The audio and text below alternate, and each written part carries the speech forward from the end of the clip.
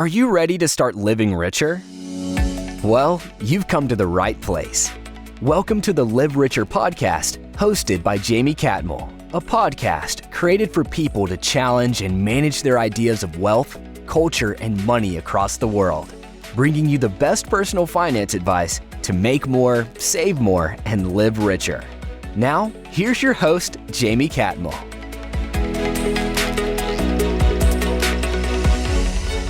Some say that money can't buy happiness.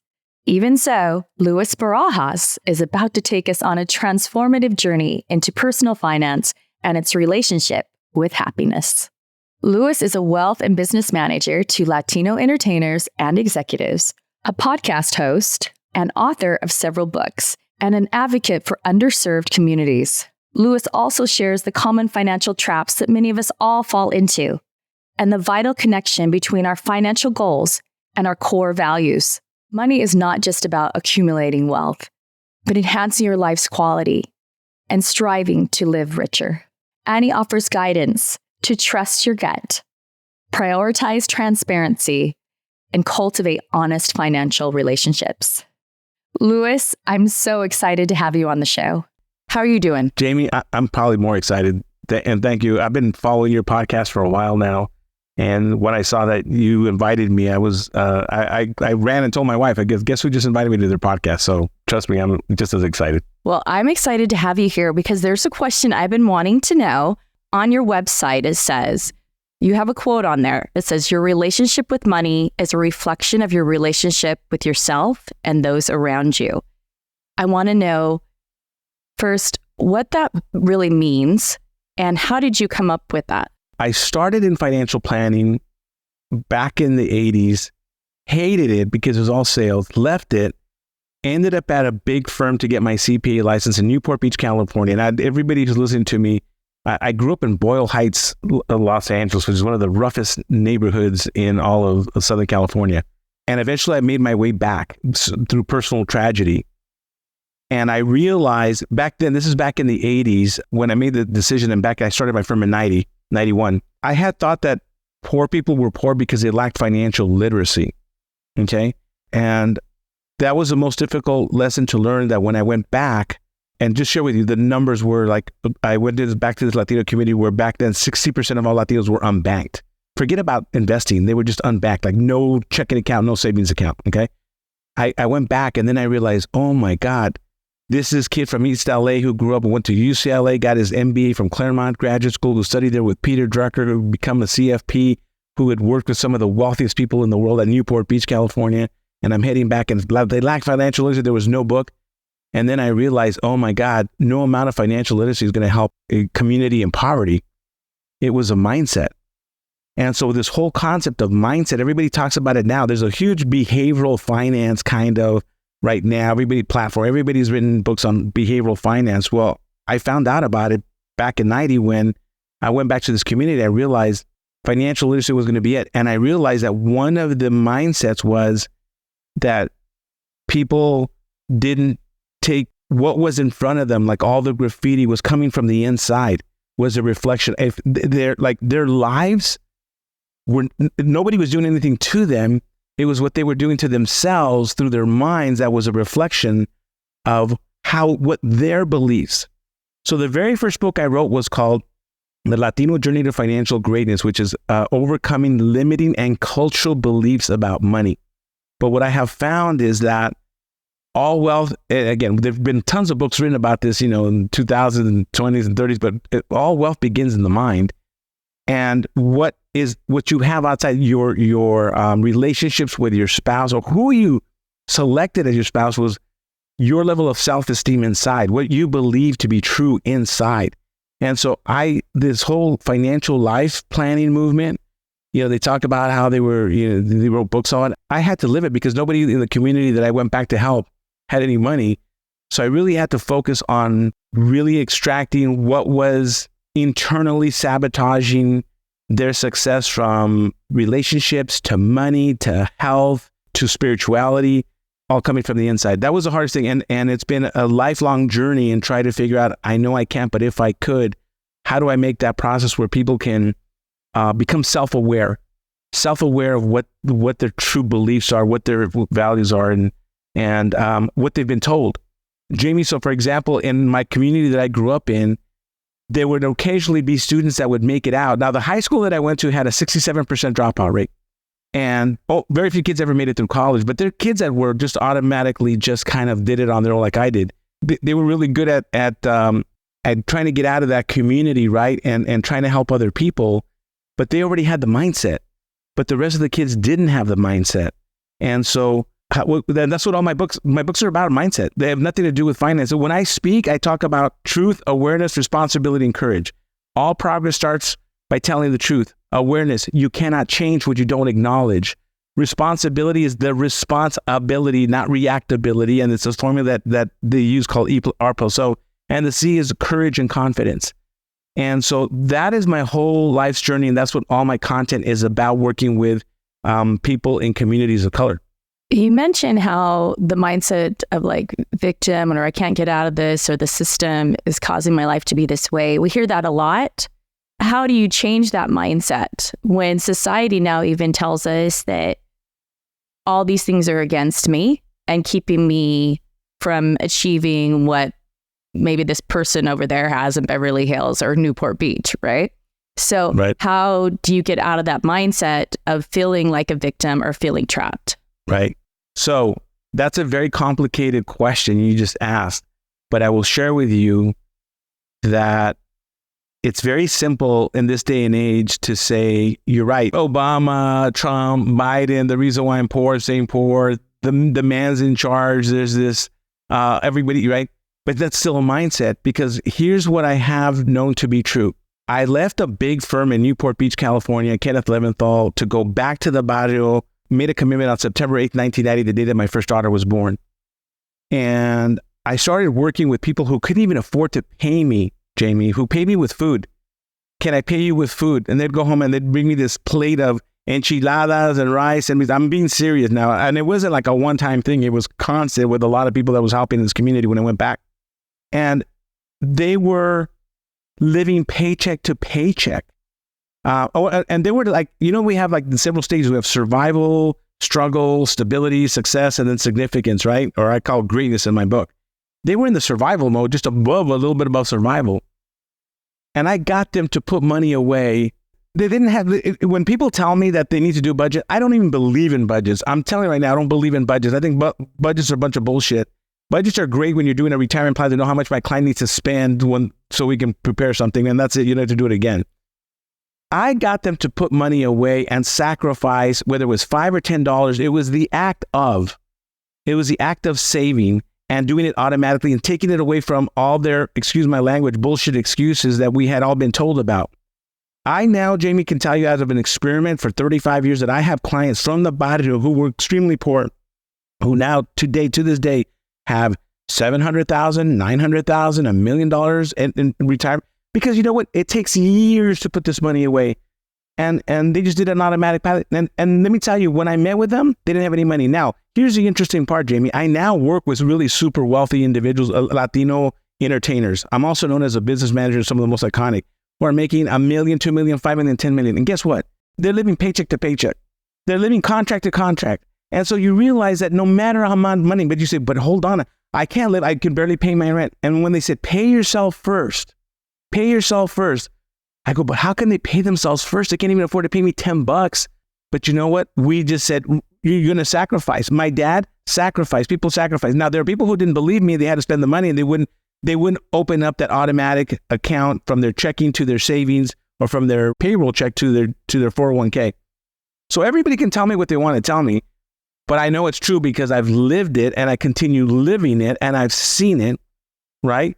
As poor as you can be, it's not that you're saving, if you save $1, what's $1 going to change? It's not the dollar, it's the mindset. And somebody once told me, if you see a penny on the floor, will you pick it up?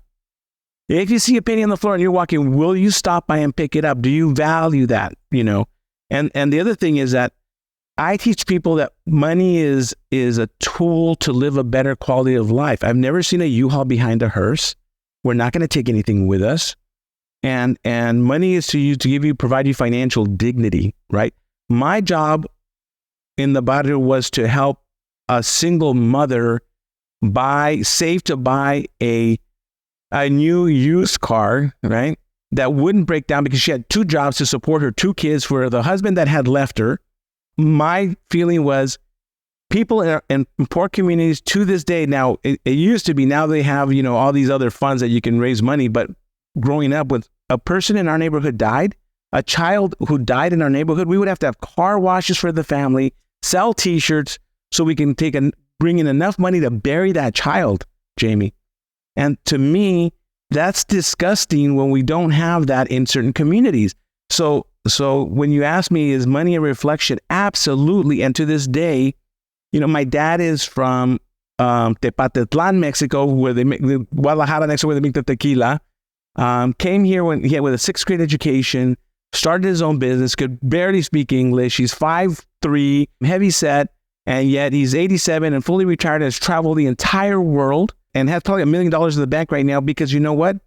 His son, who started helping him at the age of 13, basically just put everything on automatic pilot for him. Dad, you need life insurance for my mom. I read in a book that you should get term insurance. Don't get the cash value, get term. And, okay. And I go, no. I already called an insurance agent. I made an appointment. You have to pee in a cup, Dad, and they're going to draw blood. When? They're going to come to the house, Dad. I already made the appointment. Dad, I read in a book that this thing called a will and a trust and whatever, because you own real estate. And if you die and my mom dies, there's this thing called probate. So I made an appointment with the estate planning attorney. Where? He goes, I'll be there. Okay. So no, I know you're not going to be there, but I'm going to stop by and pick you up, my mom up and take you there. Hey, Dad, you have a business. We need to put you in do the, whatever was QuickBooks back then. We get to your tax return. Hey, Dad, we really should incorporate. And he goes, okay. And he goes, okay, well, so I already went to the Secretary of State. I filed the papers and I made you a corporation, Dad. So if you go to my website, ipwadvisors.com, it doesn't say financial planning. It says financial doing. And so what I've learned is that for poor people, for most people, they're so busy with their lives. They got to take their kids to parent-teacher night. They got to do whatever. We decided that as a firm for the people that, it's not that they don't want to. Sometimes they don't know how to, and they just embarrassed to ask you how to implement. And then life gets in the way. So that's kind of how it all stems everything that I do. I 100% agree with you because it feels overwhelming. It is. Like, you hear all this stuff and you're just like, oh, I can't do that. I can barely get by. And you just brush it off. Do you know what I mean? You're brushing it off. And It's so difficult. I know I've felt that way before, where it's like, I don't even have time. I know I need to go do this. I need to do this. I need to get the 401k. I need to do a Roth IRA. I need to do all these things. But you're like, oh, I just don't have the time, or to do the research. And so we don't do it. I fill out the apps. I go online with you. I go, we're going to pick this investment. Just click there, click there, click there. I schedule the appointment. I'm in the meetings with you in the Zoom call with the estate planning attorney. I am, or one of my staff members is rolling the money. Don't worry about it. We'll take it over. The education plan.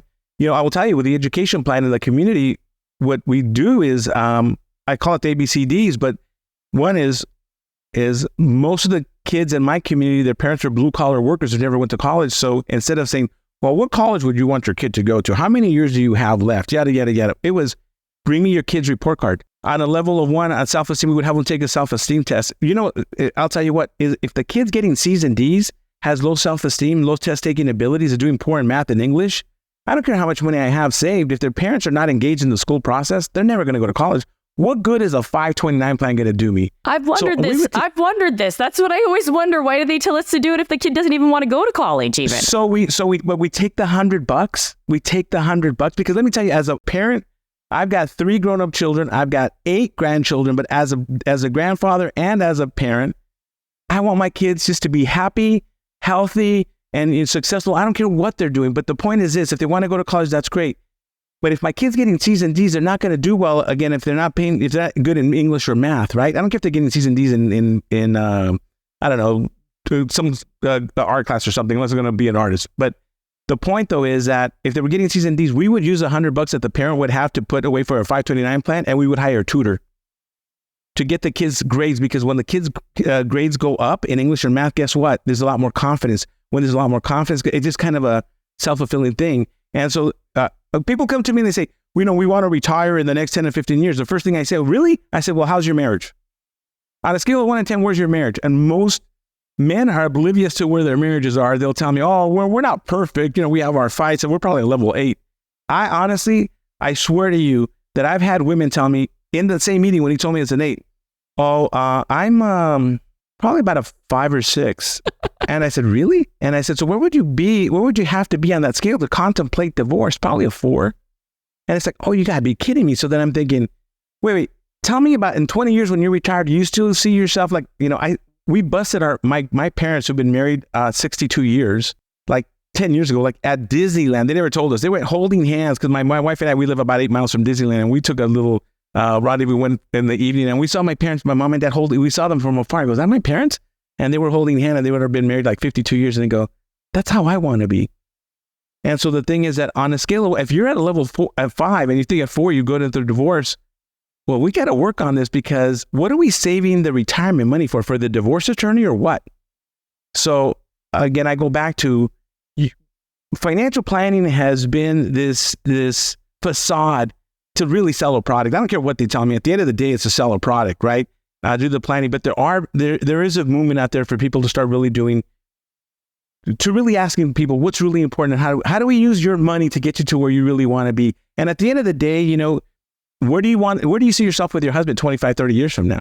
Are you still holding hands, right? God forbid that, terrible things can happen to you and people get sick and die, whatever. But do you see yourself holding hands with them? Are your grandchildren happy to see you because are you the role model to their lives when they meet their spouses? Because you and I know that your partner, whoever you have as a partner, is one of the most important, impactful things that you can do to select for success in your life. Emotionally happy, spiritually happy, and also to be wealthy. To be wealthy even. So you think a happy marriage means you're more successful and you do better when it comes to money? So on the scale of 1 to 10, if I asked that person that I said, she said it was a 4, right? I'm going to share with you, we actually used some of their money to go to marriage counseling. And they stayed married. And he didn't realize that he was being a buffoon with, he thought that, hey, if he worked hard and gave his wife his money and he goes out with his friends, that it was important to him. He realized that he was not doing the things that he should be doing to build his relationship.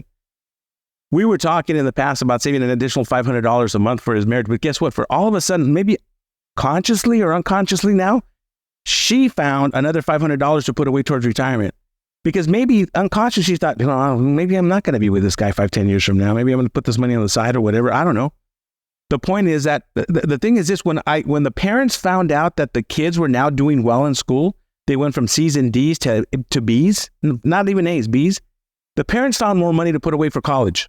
When you're communicating with your husband and you're compromising, but you guys are on the same page, it's like rowing a boat. If you're rowing a boat a different way, you're never going to be effective, efficient. It doesn't matter with any part of your relationship and even money. But if you both are committed and you have a purpose and you're working together, you'll say, hey, let's not go to that trip. Let's go to this trip and let's put the money away for the future, or let's put the money away for my son or for my grandkids. But you're working together in harmony. And I will share with you, unconsciously, when you're not happy with that person, your spouse, you're not rowing the boat the same way. And sometimes you're just going in this big circle. And guess what? You're spending money because you're just not happy. So now guess what? You're not happy with him. So I'll just I'll go to the Louis Vuitton store. Hell, I'm going to spend $3,000 on a purse for myself or whatever. I'm not, some people don't do that, but I'm just letting you know. There are people that do. I've seen them do it. Yeah. Yeah. Yeah, I can't agree with you more on that. I think when people are the most miserable is when they seem to spend the most money to try to make themselves feel better. We do things to try to ease the pain, I guess, or depression. We go on more trips, we do more things and spend money we don't have. It's like a vicious cycle, and then we get depressed because now we're even in more debt.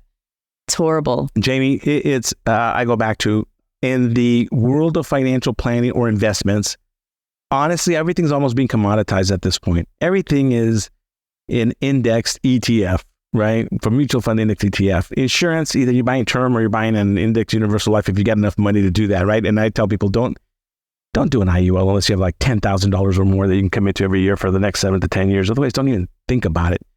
The biggest difference is going to be your mindset and how. So if you go to my website, it's all about money and happiness. Because I'm going to, right away, when I ask somebody about your marriage, Are you happy? Yeah, I don't ask you, are you content? Are you satisfied? Are you happy? Because I wake up and sometimes I'm not happy. I'm not happy. Like right now, I'm not happy about my weight. So I'm going to go on a lower carb diet and this, I'm not happy. Are you happy with, no, I'm not happy with the way I am right now. So that's going to cause me to change something, right? And I got to execute it. And when it comes to finances, like I said, money is just a tool to live a better quality of life because I've never seen a U-Haul behind a hearse. And you can only help your other people to live whatever. So if there are dreams and goals and whatever your soul is talking to you and telling that you need to experience this lifetime, you need to be brave enough to invest in it and not have anybody or any industry scare you into putting so much money away for the future that you might not even enjoy the present. And so the thing is, how do I invest money in myself to, express my full potential and live my highest purpose? I think that's the hard part. And I don't think anyone really talks about it. All the things you're saying, no one really talks about that stuff. You've talked to other CFPs, they just tell you where to invest your money. They don't really talk about all the mechanisms and things that go into it. It's ego driven, right? When I first started, I'm going to show you how to make money. It's all BS. Let's be honest. I mean, if most people just put money in an S&P 500 fund, I think that would be fine. But here's the thing. My goal is a lot is behavioral. I'm going to put them in a well-diversified investment portfolio to minimize the ups and the downs so they kind of stay in the market, because we know that if you stay in the market long-term like my clients have, they're going to be fine. But the problem is, are you happy? And are there things in your life, like for example, if you tell me, if you and I sat down and we said, well, one of my values and one of my most top values is marriage. And I said, okay, great, show me your budget. Okay, because we'll do a budget one time. That's it. Show me your budget. And so where are you investing in your budget to have a happy marriage or a great marriage or a great relationship? I don't know. Where are you? I want to have, I know that I'm going to have my kids probably till I'm like 14, 15, because when they're teenagers, they don't even want to see me anymore. And then after that, they go to college, yada, yada, yada. Great. So you want to build memories with your child? Is that what you want to do? Yeah. So where in your budget do we have there building memories for my kids, right? It doesn't have to be that you're spending a lot of money, but sometimes, you know what? It is that you want to take time off. And time off says when you're taking time off, you're not getting paid for that time off, right? So that's in the budget. So let's just build, what are you trying to do? Because again, the problem is everybody talks about this. Again, we're all going to die. We just don't know when. And at the end of the day, I just feel that our industry has created so much fear to be able for you to, I said, look, when you buy life insurance, it's because you love your children, not because you want to give income. I mean, you don't want your kids to be in a dire state, or your family. Things can happen. What can happen? You can get cancer and die. You can get shot. You can slip and fall in the bathtub. You can do so many things. But the problem is you haven't built enough wealth to take care of your kids. And not to make them wealthy, just so they can have a dignified life and have a roof over their heads. I can't tell you how many times I will ask a father, a Latino father, on a scale of 1 to 10, how much do you love your family? 11, how much do you love your wife? An 11, how much do you want on a scale of 1 to 10, how much do you love your children? An 11. But you still don't want to get life insurance? It's not a want, it's a need, buddy. And you still don't want to get it. So what the hell's what's going on up here that you're not willing to do that? Because you mentally think you can't afford it. There's some block that makes you think that because someone hasn't talked to them the way you're talking to them. Can I share with you one thing, one of the Latinos that most people don't know? What? Is that at the beginning, when I first went back to the Latino community to work in the space and help them out, I said, Dad, these families, like there's one breadwinner, the wife is home taking care of the 3 kids and they don't want to buy life insurance. It's not that expensive. What's going on? He goes, Dad, mijo, it's the Sancho syndrome. And I go, what the hell's that? And he said, Latino men believe that if they die and leave the wife with lots of money, that the next guy, the Sancho, is going to end up taking. You got to be shitting me, right? I can see that. Let's be honest. A lot of people might think I don't want to leave it, so she goes off with the next guy and he's benefiting from my hard work. So I get together with an estate planning attorney in East LA, right? Who says, hey, how would I go about making sure that we can get money to the kids and the wife? And he goes, well, there's this thing called a trust, and we can do an AB trust where the money goes into his trust, her trust, but she manages for the kids. But if she remarries, those assets are for the kids. They're managing it. And then I said, why don't we call that the AB trust? Well, let's call it the Sancho Clause. And I know it's Santa Claus, right? It's me being silly. But the point, though, is that we called it the Sancho Clause. And I would explain to the husband, listen, I know that you're probably thinking about the Sancho. Let me overcome that. And so guess what? I killed 2 birds with 1 stone. Not only did I get the insurance done, but I got the estate plan done for the family, right? And so they go, you can do that? Yes. How do we do that? Well, let me explain to you what this AB trust, so this Sancho clause does. And he goes, let's get it done. Let's get the insurance. All of a sudden, the whole concept of I don't have enough money went away. Listen, we all get to the point where, man, I need a car, but I can't afford a car. My car's breaking down. Shoot. And then finally you go to the car dealer or you go to the shop and it's going to be $7,000. And you go, damn, I might as well just buy a car. Right? You didn't have the money to buy the car. Then you go to the car dealer the next day and then you walk out with a loan, right? A car loan that you couldn't afford the day before. Right. So what it is that we've made up all these stories. We can afford it. I had people in my community who wouldn't buy life insurance, but then they would go see, like one of my clients who used to be Jenny Rivera, they go see her concert, and she was charging way back then like $250 to $300 a ticket. I go, you went to the concert and you guys spent, let's say $250, $500 plus dinner, probably $700 for that night, and then you can't afford life insurance? No, because that's a priority. They were putting that as the priority. Their entertainment. Entertainment's their priority. And a lot of people, that's a one night. Right. And then some people, they want to look a certain way for their friends or people, and they get competitive with them. And that probably has a lot to do with ego, like you said, and self-esteem. Yeah. It's not understanding what's important. But the other thing, like for example, Latinos have these things called quinceañeras, the sweet 16s, well, they spend a lot of money on those. I don't know how people afford them. Right. Well, they can afford them if you're wealthy, but if you're poor, they're still spending a lot of money on them. And so here's the thing. Still a lot. I used to say, well, because I was taught very Americanized way when I was told, oh, how stupid is that? They're not going to send their kids to college, yada, yada, yada. Then I realized how important it was for the grandparents, how important it was for the parents, because it's very cultural. And so I never said we're not going to do a plan for a quinceañera, but I said, let's go ahead and sit down and plan the life cycle of a parent. Let me ask you, do you want your kid to go to college? Yes. Do you plan to help them out with getting a little used car when they go to college? I mean, yeah, that's in my plans too. Okay, what about if they were to get married, would you help pay for the wedding or whatever? And they would say, well, yeah, we want to help that. So let's take a look at all what you're going to need. So actually, I would get the parents, instead of spending, let's say now $40,000 on a quinceañera, they're spending $10,000, $15,000 on a quinceañera, not going to, they're spending a lot less. So we have room for other stuff, right? So again, I go back to, I have to be culturally sensitive to what's important to them. And I can't bring in my own belief systems. My daughters didn't have quinceañeras. I didn't spend all that money on quinceañeras. I spent it on other stuff because again, their mom didn't believe in it either. She's a Latina who's an attorney. And so they didn't care. They didn't want it as well. They didn't ask me for it. But I'd rather spend the money on college for them. I'd rather spend the money on other stuff for them. So the thing is that everybody's different. But at the end of the day, though, I want to honor what's important to them. But maybe by showing them what other priorities they want to help their kids with, maybe they're willing to sacrifice and not spend as much and put more money away for things that create more of an impact for them, right?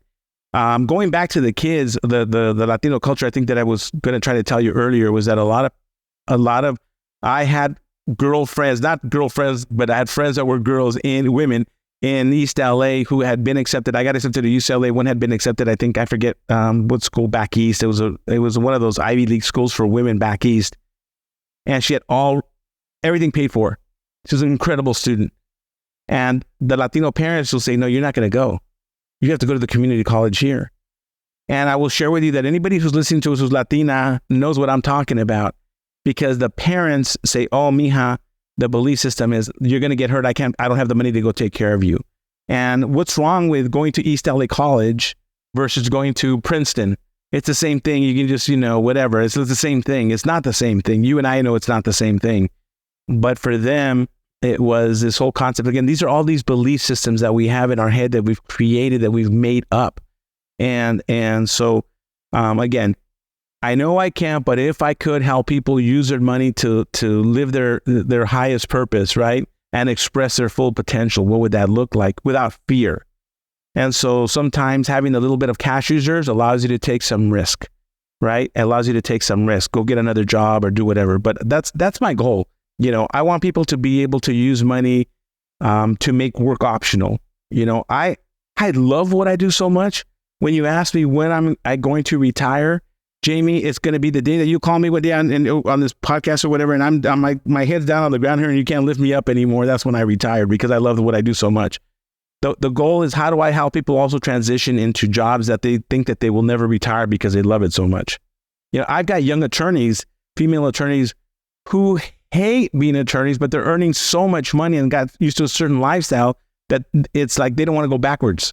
Yeah. And I go, you're not going backwards to find yourself, but they cry, because they hate their job and they hate their life, and they're working so many hours. They're working 80 hours a week and no time for their family, no time for their spouses. And, it's just horrific. When it comes to money advice that's out there, what is one piece of money advice right now that's out there that we should not follow? One piece of financial advice. I'm seeing everybody and their mom selling right now index universal life, like life insurance with cash value. And I think it's a proper product for the right person. But I think that that's something that needs to be very careful in understanding why you're doing something. So I will share, if you're telling me what's out there right now in the community, that I see, at least in my community, being sold and I think it's kind of mind manipulated into buying something because, hey, I can automatic saving, life insurance, tax free. So it's for the right people, but not for everybody. One thing that you've taught me today, Louis, is you need to be careful when it comes to who you listen to, when it comes to your advisor, with your money. Because like you said, a lot of people are out there just to make money and their own ego, and they don't really care about you and what's important to you as an individual and why you're actually wanting to save money and what's important to you and the things that mean the most to you. Jamie, when you're sitting in front of anybody, you take a deep breath and sense, I know this is terrible, but it's like, go with your gut. Is this a person that I can trust, I can respect, and I can like, and I can work with a long time? And there's the problem is there are a lot of con people in any industry with doctors and lawyers and financial planning, but do you feel that they really have your highest and best interest? I know that people on your show, because I listen to your podcast, always talk about the fiduciary role. But I know fiduciaries that have done bad things. They tell you that they're fiduciaries. They're not really fiduciaries. They hide behind the fiduciary wall. Pay attention to how they're telling you. Pay attention to what their lifestyles are like. Pay attention to who they're really helping. Listen to with your heart and listen with your gut, and then make a decision if you want to work with that person. Where did that recommendation come from? I know people who will recommend bad people because they don't want to be the only ones that made a dumb mistake. So they want to bring their friends in to make that same dumb mistake because they feel like now if they make the same mistake, maybe I'm not so dumb, right? We know that. We've all done, hey, That's you know horrible. what? That's horrible. But it's true, right? People will say, hey, come and use my guy because he's fantastic. Or what do you do? Well, I put you in an IUL policy and let me tell you what he's going to do. So the thing is, because you don't want to feel like you're the only schmuck that took that recommendation. So, just be honest, just be transparent for advisors. That's all that we want. So. Louis, there's a question I love to ask all my guests, and that is, what does live richer mean to you? I mean, you've kind of told me a lot of things, but if it was just like in a couple words, what does living richer mean to you? Living richer means to me that I have freedom to do the things I want to do when I have time to do them, at any time. That's what living richer means, is just being able to have enough money to do what I think I'm meant to do on this earth while I'm here. Thank you so much for all of your advice and helping people to see past their stop sign in their community and to know that they can have their dreams and they can have all those things they want, even though maybe the world's telling them they can't, the news everywhere, but they can. And what you're doing, Louis, is amazing. And I appreciate you so much coming on the show today. Thank you, Jamie. I'm ecstatic. Thank you so much for the podcast interview and all the great work you're doing as well. Yeah, and I want to remind all of you to live richer. Thanks for listening to this week's episode. Before you go, we'd love for you to subscribe to our show to catch all of our updates. Also, we want to hear from you. What are your burning questions about money and how to live your best life? Reach us at livericherpod@gobankingrates.com.